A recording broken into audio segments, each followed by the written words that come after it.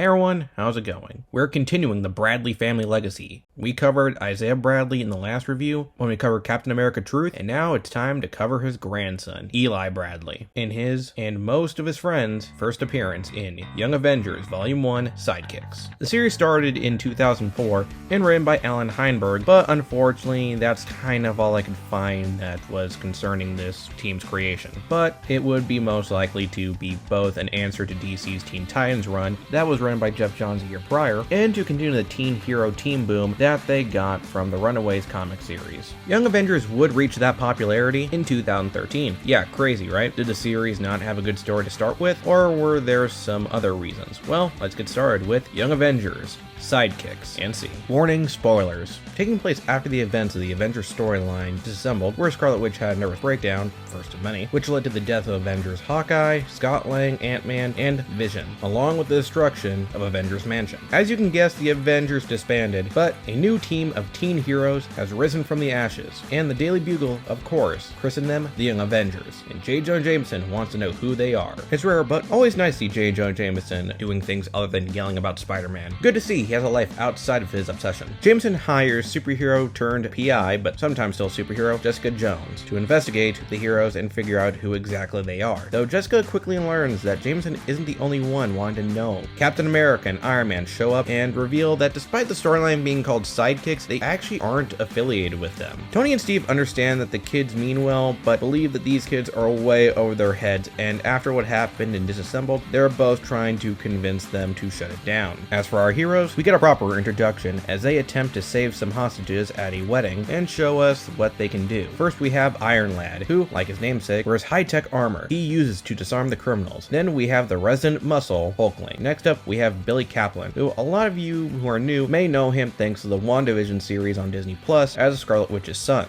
And he still is, but without getting too into it, he doesn't know about that yet, or even go by the codename he would be well remembered for, Wiccan, instead taking inspiration from Thor and going by the codename Asgardian. Yeah, even the press thought that name was a bit on the nose. Finally, of course, we have Eli Bradley, aka Patriot, who seemed to have the same amount of enhanced strength and agility than his grandfather. They're doing fine at first, but it's made very clear that though individually they're pretty skilled, they still have a lot to learn about being a team. They don't listen to one another, they almost set the church on fire, Patriot for a brief moment becomes a hostage and nearly gets another hostage killed, only for that hostage to save herself and him. The people are safe and the crooks are arrested, but unfortunately the Young Avengers are also under arrest. They get away from the authorities, and after Patriot and Iron Lad fight about how they should handle the team, they call it a night. Not long after though, Iron Lad is met by Cap, Iron Man, and Jessica, who after seeing his armor, realize it isn't just advanced, but decades ahead of its time. Iron Lad would correct them, however. You see, the armor isn't decades of its time, it's centuries. Taking off his helmet and revealing himself as Nathaniel Richards, or as the Avengers would know him, in their past, in his future, Kang the Conqueror. To those who are new, long story short, Kang is from the 30th century and a descendant of Reed Richards of the Fantastic Four, who had mastered time travel and conquer multiple points in history and timelines. He also goes by other names like Ramatut in ancient Egypt, the Scarlet Centurion, and Immortus, with each incarnation fighting each other. Yeah, Kang is literally his own worst enemy, with Iron Lad being the start. He reveals that one of the reasons he started the team was the way to stop himself from becoming Kang, since his future self actually contacted him and was trying to groom him into becoming, well, him. Meanwhile, we see the hostage from earlier, Kate Bishop, at the hospital and is met by Cassie Lang, daughter of the second Ant-Man, Scott Lang, who, as mentioned, unfortunately died alongside Hawkeye and Vision in the end of Disassembled. Cassie is after the Young Avengers and has decided to join them. Kate, after seeing them in action, plus not wanting to deal with her family at the moment, comes along.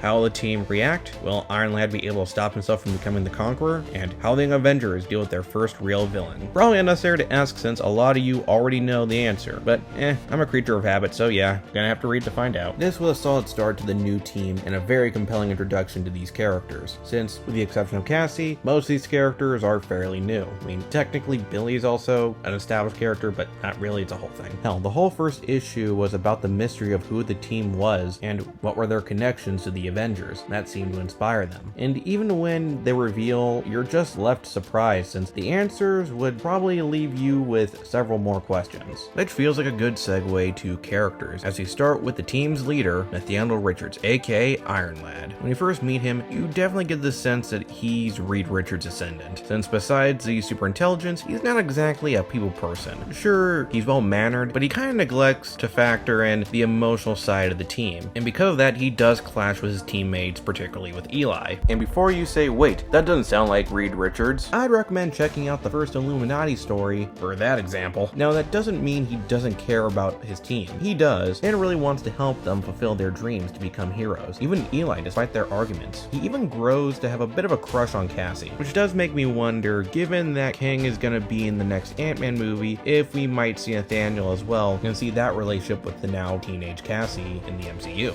Though I'm sure they'll do a better job in the film if that does happen, since in the book it's weirdly rushed. I mean, it happens on issue 5 with a kiss for good luck moment, which isn't uncommon in stories, especially action and adventure stories, but then they start acting like they have been a couple for years. Like, I had to look back in the book and see if I was missing something. I don't know, maybe I'm just overreading the moments, but something felt off. Besides that, Nathaniel is a great character, and you're really rooting for him to find a way to help people without having to fear for his future. Next up, we got Eli Bradley, grandson of the forgotten Captain America Isaiah Bradley, self-proclaimed second in command of the Young Avengers, and all-around hothead, with him being the first to jump into action without thinking, challenging Iron Lad's leadership and choices, and all around being hostile to most of the people that he comes in contact with, even when they're trying to help, like Kate. He's kind of the Raphael of the Young Avengers, which is why he's probably one of my favorite characters in the story, and in my top 5 of favorite Marvel characters. It's kind of like why I like Damian Wayne in DC. He starts off as kind of a jerk and teeters on being annoying, but is saved from that with his interaction with the rest of the cast, with them either trying to be patient and help him understand, like Cap and most of his teammates, or being blunt and calling him out, like Kate. Now, this isn't exactly like Damian, since their lives are greatly different, and Eli is not as big of an ass as Damian was when he first started. However, both do have the desire and this sense of duty to follow in their family's legacy, but quickly learn that they don't understand what it truly means. We see more of this character arc in Volume 2, Family Matters, but here it has a solid start, and he definitely comes out more likable in the end as he and his friends face Kang. Next up, we got Cassie Lang, daughter of Scott Lang, and thanks to her father's actions, gained the superpower to grow to giant size, becoming the superhero Stature. Cassie, I feel, is the heart of the story, because unlike the other Young Avengers, she joined the team not out of a sense of obligation or duty, but as a way to get closer to her father. There's actually this very emotional scene where Cassie actually has a chance to see her father again, but without spoiling it, it would have led to several ramifications that would have hurt others. Cassie would of course get her father back, but still, it's a really good moment there. The only issue I really had with the character was her relationship with Iron Lad. Again, it's not bad, but it's just kind of awkward because of how rushed it is. It would come into play later in stories, but here,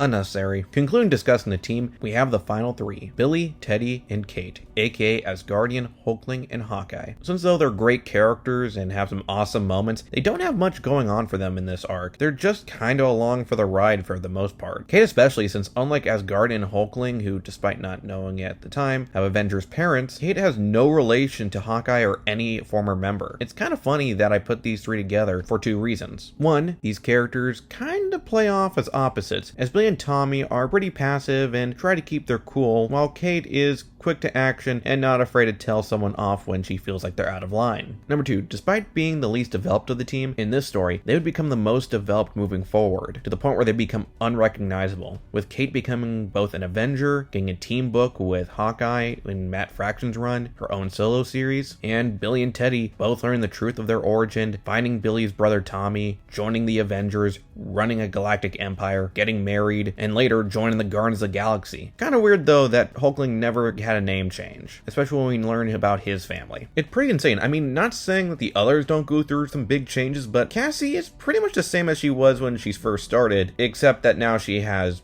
shrinking powers and goes by the name Stinger. But yeah, these 3 though, yeah, they're gonna have an interesting journey. Next, we get to the Avengers. Well, former Avengers. Captain America, Iron Man, and Jessica Jones. Same reason as why I put Asgardian, Hulk and Kate together. Great characters, but not too much to say in this arc. Steve and Tony both feel like they need to be better role models to the kids, especially towards Eli with Steve, since though being unaware of what happened to his grandfather, he feels responsible. Then there's Cassie and Tony, where Tony really doesn't want Cassie to be involved in any of this since he feels responsible for her father's death. There's actually this great moment with Cassie where she's trying to find her father's helmet and Tony reveals that he sent the helmet away and wouldn't give it to her, feeling like if he did, he'd be failing Scott again. It's one of those moments that really make me dislike Civil War and just their take on Iron Man in general afterwards. I'm gonna cover some stories that take place around that time in future videos, but for now, I'll just say that it's a great one for Tony, and god